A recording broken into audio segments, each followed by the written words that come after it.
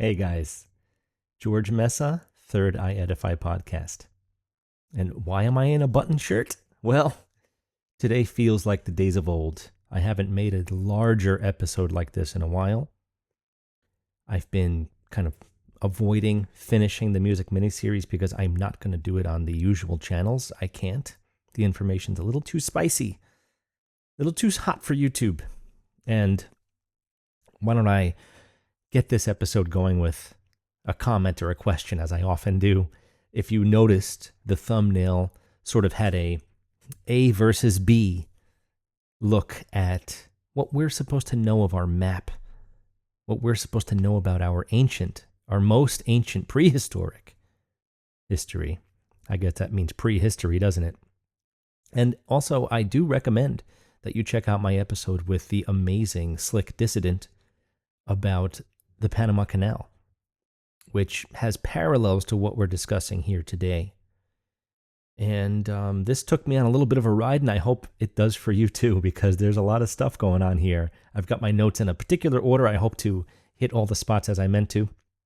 But think about this for a moment, because there's always ways to figure out reality through inversion. There's always inversions presented to us about history, about all of our narratives, and very often simply reversing that, scientific truth brings us to something much closer to what reality is. As we're all finding out more and more, I'm constantly learning. I know you are too. And thank you for being here. They say the stars move. Something called parallax, when many things move at different rates because they are different distances, as all the stars are supposed to be. I don't see it. The constellations are still where they are. They say the continents have moved too, our beloved continents that we know in this realm. You may remember terms like Pangea and things of that nature. We will get into that and the interesting history behind it. But what kicked off this episode for me was a very recent article that I read. This is being recorded in late October 2025. Not late enough for me to still release my holiday episode for the end of the month celebration that always occurs in October, and that will be out before the end of the month for sure. So what sparked my attention and what got me thinking about all this stuff was none other than Elon Musk's The Boring Company. And if I may even flash it on the screen, I don't remember if I have it or not. He had said, somebody laughed about, it's a funny name. And he said, what's funny about it? I don't know if he was kidding or not, but a big, huge black O in the company's logo. We'll discuss that in a few minutes. But think about this now. Very recently, and I mean days ago, it was announced that there was a plan, nothing approved, nothing set in stone yet. There was a plan to put a tunnel between Alaska and the eastern tip of Russia that would go through the two little islands, the Diomede Islands, and connect them. So this started a very long path of my typical way of thinking about things, and that tunnel that is being proposed, much like all the tunnels we're finding underneath all the great cities in the entire realm, much like the fact that we pass humongous fiber optic cables between our continents, across the Atlantic, or under the Atlantic, I should say, isn't there a chance that that tunnel is already there? Isn't there a chance that they are just doing what they've always done? They take credit for creating something that was already there. They can polish it and make it their own. Perhaps that's the whole basis of this entire corporation, this Boeing company. This boring company. So Boeing, where my mind is, right? Boring company. Perhaps they are taking tunnels that exist and claiming that they had done it. Their newest machine can do what is it, a mile a week, boring huge, humongous tunnels, changing the face of transportation, changing our landscapes, or were they already there? I strangely enough remember a very potent and desirable dream where I had a tunnel going from, and this is I'm talking about the late 80s here. I was 6 years old. I remember there was a tunnel accessible through my bedroom, and it took me to my fancy little, what would now be called a man cave, an underground little facility where I would have all my fun stuff to do, a full hockey rink. There was video games and all this other stuff. Tunnels are an interesting way to travel. Now, this tunnel is crossing the Bering Strait. Here is a picture of the proposed tunnel. Those two islands sticking up in the middle, the big and the small Diomede. I'm not sure if I'm pronouncing that right. The tunnel goes underneath the ground, not in the water or anything. The water is very, very, very shallow at the Bering Strait. This is the proposed tunnel. It has a pit stop in the middle. If need be, I guess. It looks like it. I mean, why else would it have to cross through, specifically through the islands like it does? Why not bypass the islands, right? There's a reason for that I'm mentioning this, and I will point that out later. Very interesting stuff. Now, it was said, as I looked over the Boring Company's website, and this is not even the main focus of this episode, by the way, it was said that it doesn't matter how large a city grows, they can build more levels. Very interesting to me that they would go this far to even mention something like that. But anyway, I came across who indeed the Bering Strait is named after. This is an old map of it, showing it looking very different angle-wise, I would say. Vitus Jonasson Bering. And as we often find with all of these ancient figures, there is a separate name, an alias, so to speak, or a different way to search. There's so many people that are difficult to search for. Forget this image. So many people are difficult to search for online because they have a separate name. Something that will come up in the furthering of the music miniseries, by the way, which I already started to mention in the Wagner episode. Please do go check out the music miniseries if you have not. The recent one, I've had other ones, of course. His other name is Ivan Ivanovich Bering. He's famous for reducing the white areas, so to speak, on maps of the Arctic coast of Siberia and North America. It was called the Great Northern Expedition, roughly 1733 to 1743. By then, you'd think there was some pretty good documentation, but they don't know. Hey, they don't even know when Shakespeare was born, as I proved in an episode once. Now, again, this Bering Strait tunnel is not approved. It's not happening yet. And there's a lot of geopolitics going along with that. But strangely enough, I'm being reminded of a game that I did not play, but there's a Zelda game called Tears of the Kingdom. And in this very, very, very large world that's created, there is an entire equally matched size underground world. A very recent game that came out, as often as predictive programming. I thought that was worth mentioning. So, what is this making me think of? Why is this taking me much farther? That could have been the whole episode, right? Why is this taking me much farther? I want you to think about the fact that these tunnels may have existed already. I want you to think about what they tell us about how much our map has changed in a relatively short amount of time. This is, and I did not know this, by the way, this is Beringia. This is Alaska and Siberia and the land that existed between it. As you saw with the tunnel, may I remind, as you saw, the land is quite the land is quite shallow here. The tunnel will go underneath it. Look at the water. I'm sorry, the water is quite shallow. Look at that.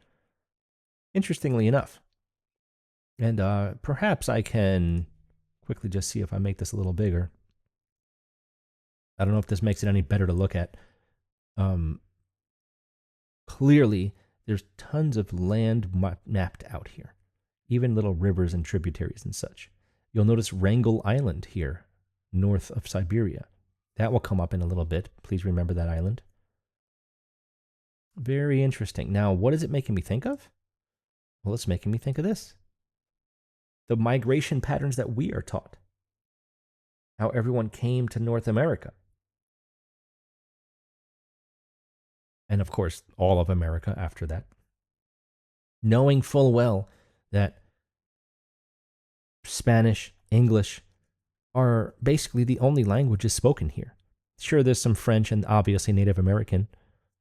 But overall, if you were to travel from, let's say, Europe all the way to here, Spain is essentially the farthest thing away from all of us. So it's funny how Spanish takes over more than half of the Americas. South America, Central America, and Mexico. It just leaves the United States and Canada, and a lot of Canada is relatively uninhabitable northernly, northeast especially, all traveled. And look, there's even a marker going to Greenland in the top right corner there. So interestingly enough, there was a way to travel to there. It's going to be my pulled pork theory, which I will reveal in just a little bit here. I know it sounds really silly. Whoops, I'm not even there. I know it sounds silly, but that's we'll get there. So, if indeed it is what they say, if indeed we traveled across, and who cares about East or West? We'll talk about that in a little bit. If indeed they traveled over this land bridge, it was called an ice bridge when I was younger. Do you remember this? Leave a comment. Please tell me what you remember. There was an entire mass of land there that was eventually drowned. Now, sounds like a pretty treacherous path to take, I would say. The fact that anyone even knew it was there is incredible. Perhaps that's what they were fishing around for at the opening of the novel, Frankenstein, not the movies. No Tartaria is popping up on these maps, by the way, but I'm sure that there's some kind of relation there. Perhaps the tunnel existed. Perhaps the tunnel was common knowledge. There's rumors that there's tunnels from the Grand Canyon leading all the way to Asia and Africa. This would be a very easy way to travel. Well, easy in quotes. Now, knowing the treacherous nature of the weather up there for long migrations of nomads, I would assume a tunnel would be a great way to travel. Now, it's 620,000 square miles is basically what you just saw with Beringia. This here is 620,000 square miles. So it's a lot. Just to do that part is a lot. I'm not saying they're going 620,000 miles in this spot. I'm saying the whole thing is 620,000 miles as you're looking at square miles. So it's incredible that these two little islands are all that's left, right? And let me just read a few things I have written so I can make it clear, right? Because it's good to use Wikipedia sometimes because once again, you can figure out what you just simply reverse what you see, invert it. They invert, you invert right back, you find more truth.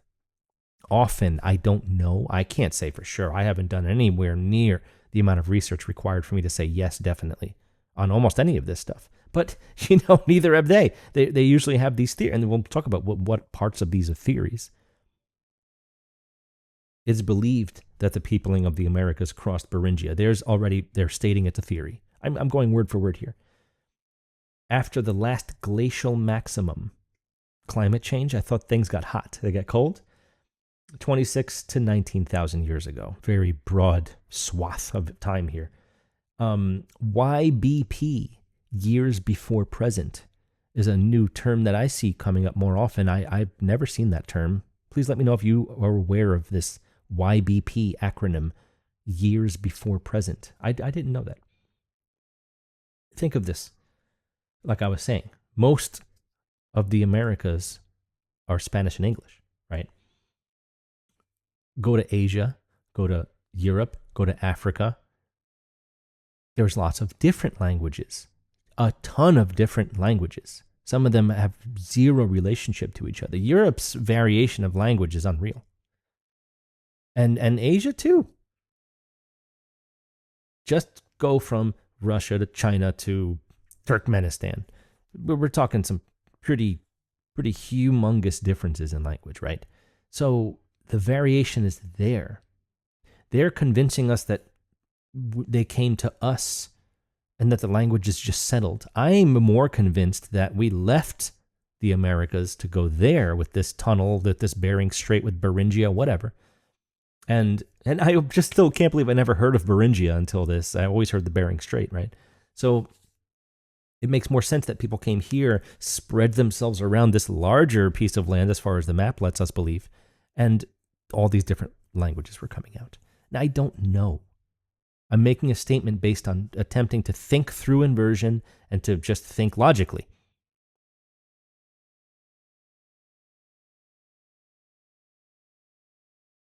So to me, it's making more sense that the migration actually went the other direction. Also, that follows the path of the sun. If they're heading west, the sun rises in the east and sets in the west. And perhaps that helps the migration be a little more palatable if you follow the sun every day. Maybe. Just throwing it out there. I assume it's beneficial for nomads. And there's something else to add to this, what happened to Beringia being inundated with water.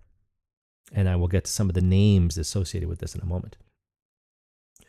It says that Beringia was inundated with glacial meltwater around 11,000 YBP, years before present, and extinction of large animals accompanied this.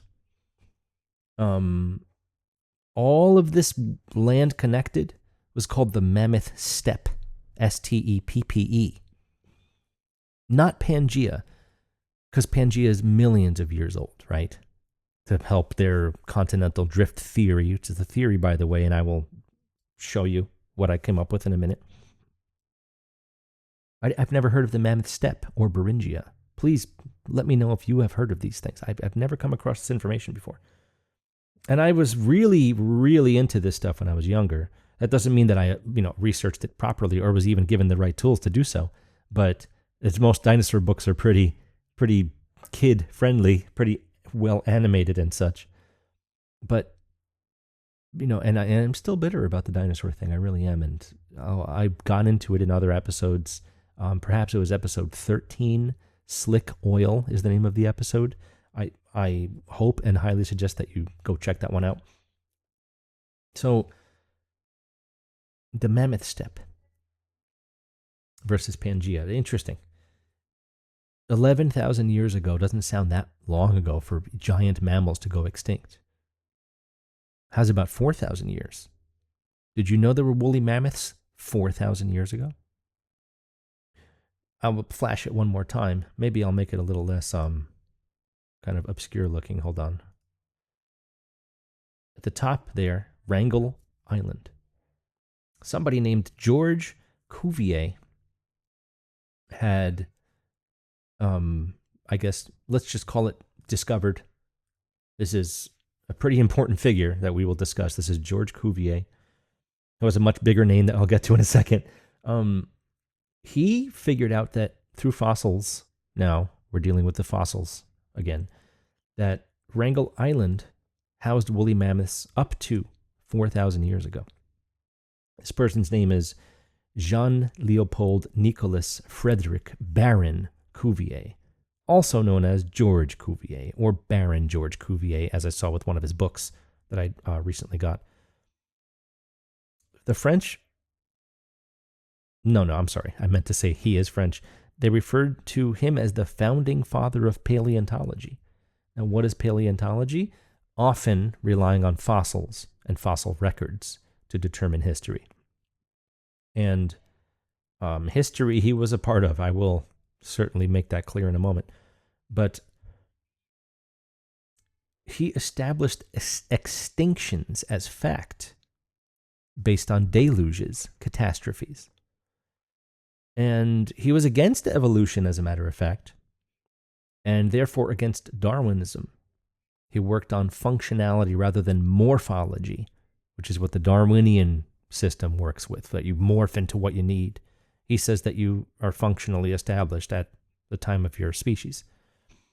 Regardless of which one sounds more clever or proper or appropriate, they're both dealing with theories. And evolution wasn't being, at this time, it wasn't quite there yet. He helped found the concept of scientific racism as well. And he famously examined and dissected upon death, which I'm already very curious about, this person named Hottentot Venus. Her real name was Sarah Bartman with 2 A's.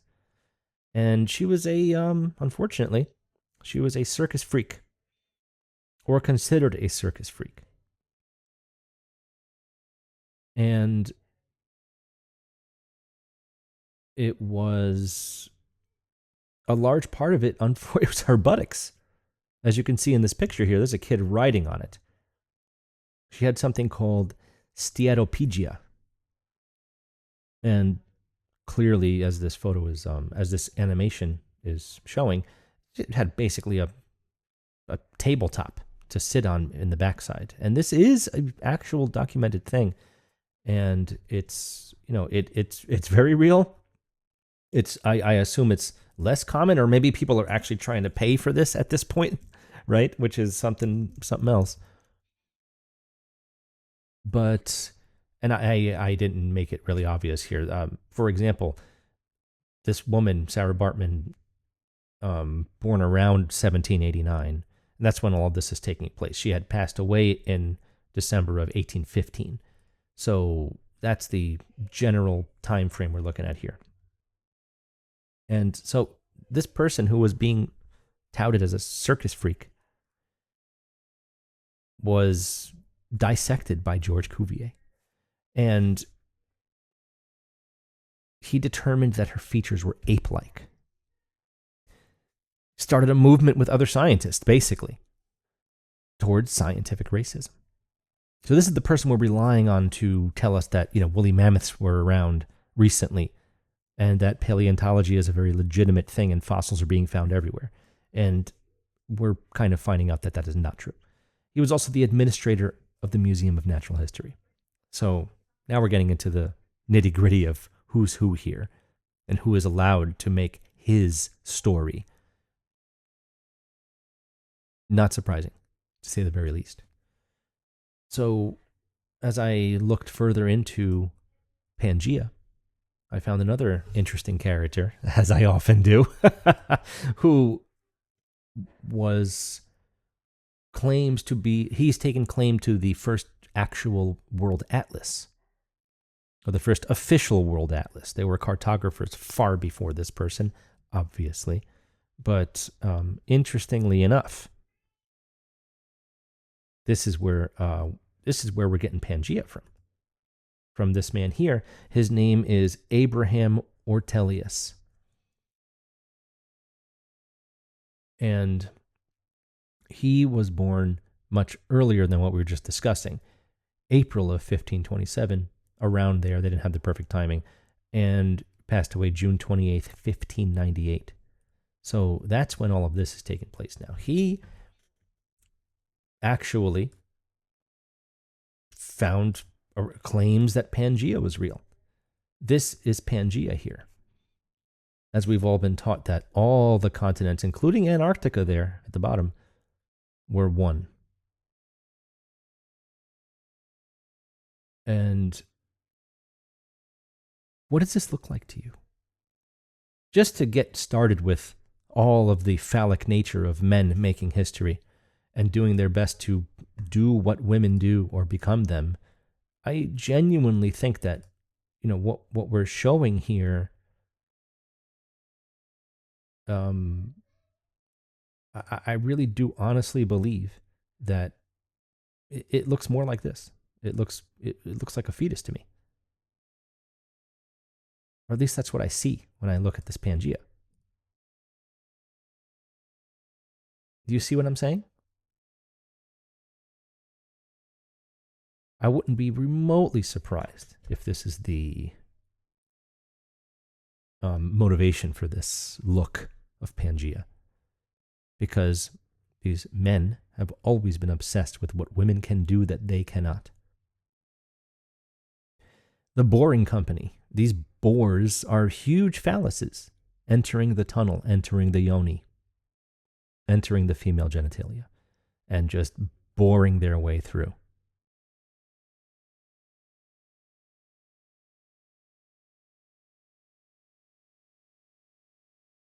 It's not surprising. And it makes me think that all of this is a complete lie. And whether or not they felt justified in what they found, the concept that Pangea 60 to 250 million years ago, they don't know, I guess they can't be accurate about this, but they can be accurate about the Big Bang, right? Pangea, by the way, means all Mother Earth. Pan Gaia. Greek. And he stated this in 1596, 2 years before his death, that Pangea exists and that continental drift is a thing. It's a theory still. But that's how it works, right? It's a highly supported scientific theory. Continental drift, which means Pangea is a highly supported scientific theory. We're just going with theories again. Are we even surprised here? The whole idea of the continents being together, yes, of course, as I showed in my thumbnail, yes, South America looks like it can fit in Africa. I see it. I'm not denying it, but this is the map they're giving us. South America seems to have a bit of a steatopygia going on, if you were to consider that, right? Very interesting. Just saying it, just throwing it out there. And once again, I remind you, we have humongous cables in the Atlantic Ocean going from Europe all the way to the U.S., probably Africa too. Why not tunnels? Have we dug farther than they say we have? I went into the details in that episode. I mentioned slick oil. Perhaps they have gone much farther down than they say. My main argument there was that they say fossil fuel is from fossils, but we've never found fossils deep enough where we find fossil fuels. So it just seems very silly that that would even be a thing. But what about a tunnel going, like I said, Grand Canyon all the way to Africa, Europe, or New York City? Why wouldn't it be in New York? I lived in Long Island for a long time, and I heard a lot of things. Going from Wardenclyffe Tower, where Tesla did his thing. I lived right by there. Going all the way to Brookhaven National Lab, where there was a Hadron Collider. Tunnels. Why are so many? And I know there's historical reasons of population and stuff, but there's so many areas, the Hamptons, for example, in Long Island, is a place in Europe. It's as if the tunnel connected the original with the more newly named one. New York, New Mexico. They always want you to, they use the words to keep you thinking that that is the new one. And I don't think it is in any way. Now, much like I showed, and I'll just flash it again real quick, much like I showed here, where there seems to be a pit stop for the Bering Tunnel at the islands, just picture this now,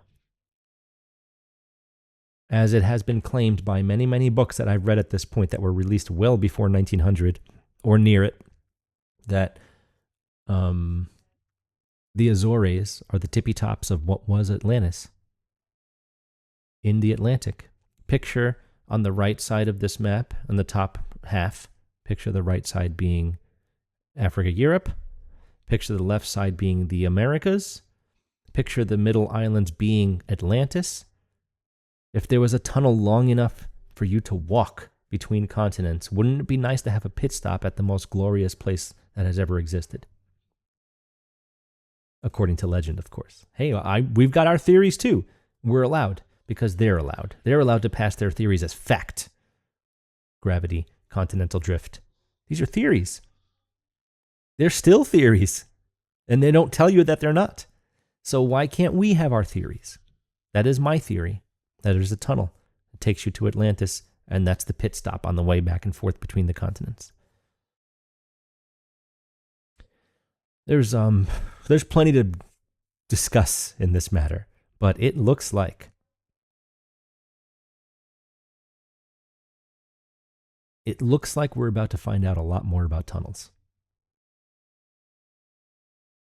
And a lot more about who migrated where, how many similarities there are between language and other things amongst cultures that are very far away. Not because of Pangea, but because of accessibility. Tunnels would make the Bering Strait a much more crossable place, wouldn't you think? Even if it was Beringia with all that land and woolly mammoths. Wouldn't you rather take an underground tunnel in that pretty brutal weather? I would.